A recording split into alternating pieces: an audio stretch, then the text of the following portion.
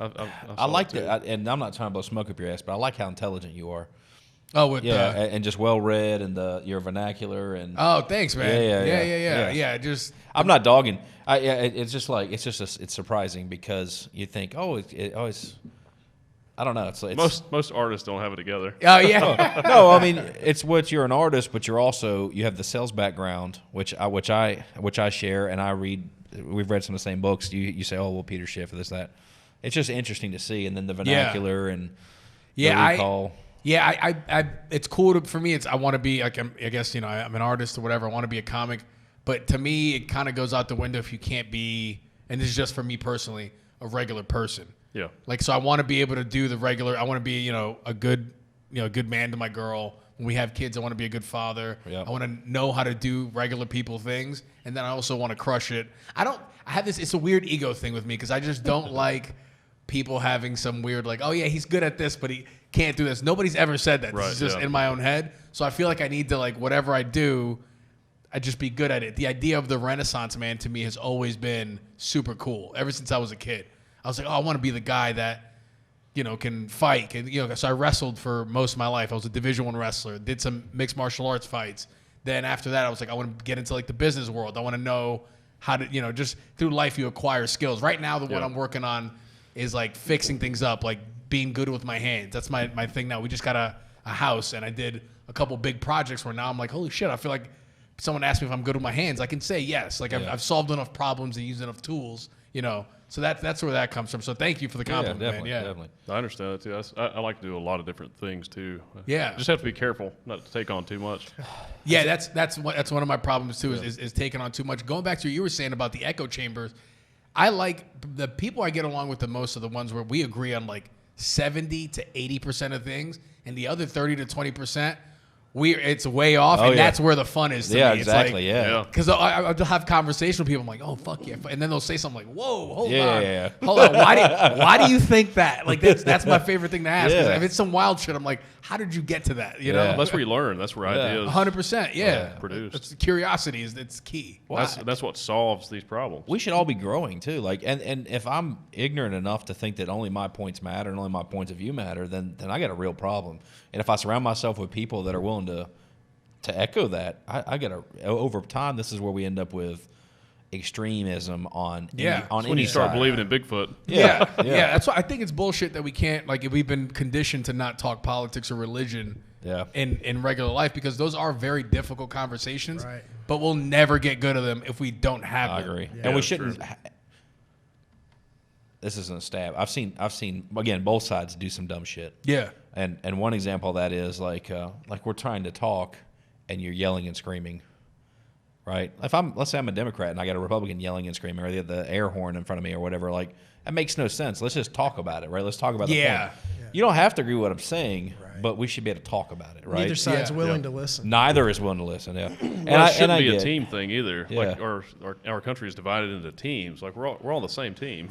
We should just like go. We all have the same problems. Let's just go point by point. Let's just like, all right, well, how does everybody feel about this? And then let's methodically approach. How do you feel about problem. it? Why do you feel that way? Yeah, and then and what are your ideas to fix it? Yeah, like when Trump became president, like I didn't vote for him, but when he became president, I'm like, all right, cool, I'm going to keep my life going, because for me, a president, I'm not going to blame or give credit to any president for what's going on in my life. Right. My life typically has been going on an upward trend, and it's not because of a president. Like, so when people are crying about it, I think they're just distracting from something going on in their life. It's just if Biden wins, for the most part, nothing changes for me. No. Yeah. If Trump wins, for the most part, nothing changes for me. Yeah. It doesn't matter. A monkey could be running the country for some point. Because here's the thing. If the rules to the game change, they change for everybody. Yeah. And I'm great at adapting. I try to be, right? Yeah. I'm going to figure it the fuck out. Yeah. I'll get out and I'll hustle. You're not going to. I don't look like it, but I like Will Smith's thing. Will Smith used to say, I'll die on the treadmill. I'm not afraid to die on the treadmill. And what he meant was you're not going to outwork him. And like that's the problem with when it starts getting too socialist for me, somebody with extreme work ethic, it's a disadvantage to them, right? Like you work, you're in a high level sales position, right, which there's a lot of stuff on you. And then when you're not doing that, you're working on another passion project for yourself, but you're also working on improving yourself. You're educating yourself. You're reading, right?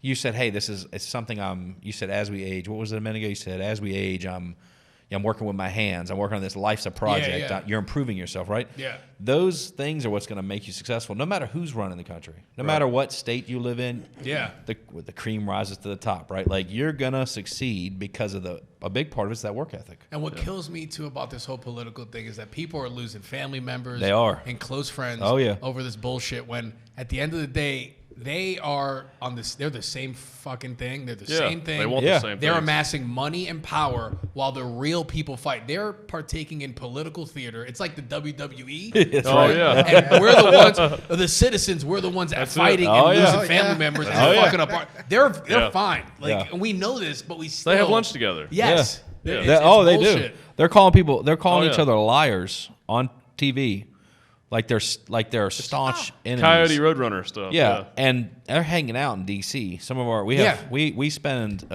between all the companies and that we consult for and things. Last year I spent almost right at $1 million personally through attorneys, and one of our attorneys, a large firm, is out of Washington D.C. Okay, you should hear the stories that I hear. Like, they're at each other like cats and dogs, and they're hanging out at lunch afterwards together. Sure. Like friends, like they're friends. Yeah. It's because to them, that's politics. That's what it's supposed to be, and that is part of the problem. Yeah. So they're being divisive on TV, and I don't mean one side. I mean both sides. Yes.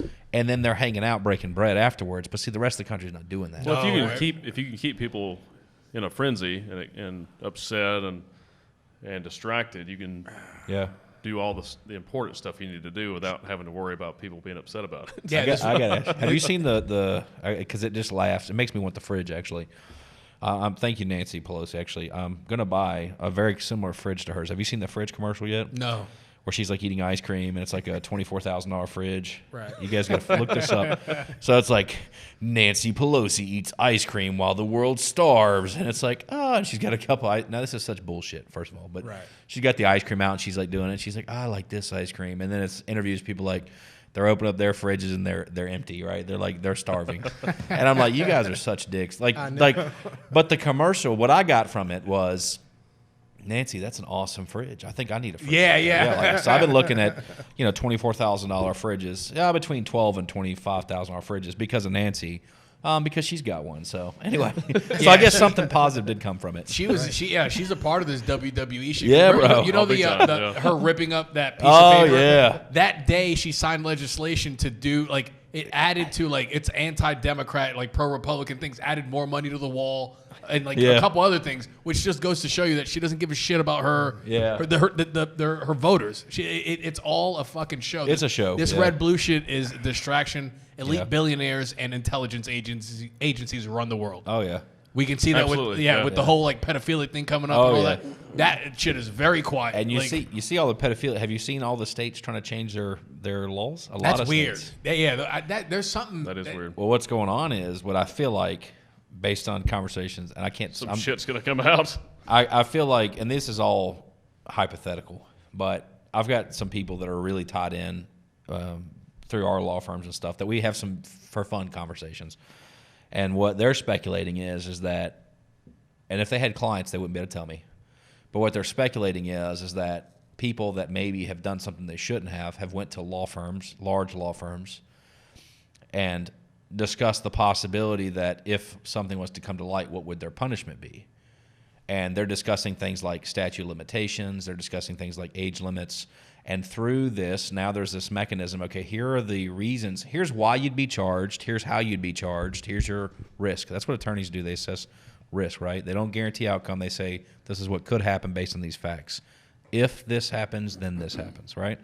So now you've got these wealthy individuals, politically powerful, sometimes wealthy individuals that maybe have made a mistake that are saying, okay, how do I stop that from happening? Well, if you live in a state with a statute of limitations and it's beyond that, then you can't be prosecuted for it, even if you did do it.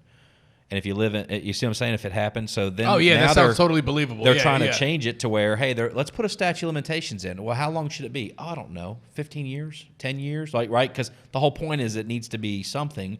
but they're going to want to say, oh, 10 years. They want to be a big enough number. Like, if you didn't find out about it in 10 years, I should get away with it, right? Like, so that's the mentality, right? Yep. And then also the age changes. Like, so you've got all these restructures that are taking place. And from a high-level source, what the speculation is that there are a lot of guilty consciences out there that are putting their money behind these law firms and these political firms, these lobbying firms, Well, they know they to try and change the law before it all comes out. That way, that sounds totally believable. yeah. To So, me. and I hear that, and I'm like, that's the most well thought out answer. And why aren't we hearing that on the news? Well, they can't whack Epstein's girlfriend either. That'd be too you obvious. can't take them both out. So she'll eventually testify. Yeah. Do you think the Catholic Church, when all this came up, they just looked at like Epstein and that whole gang like, you fucking amateurs?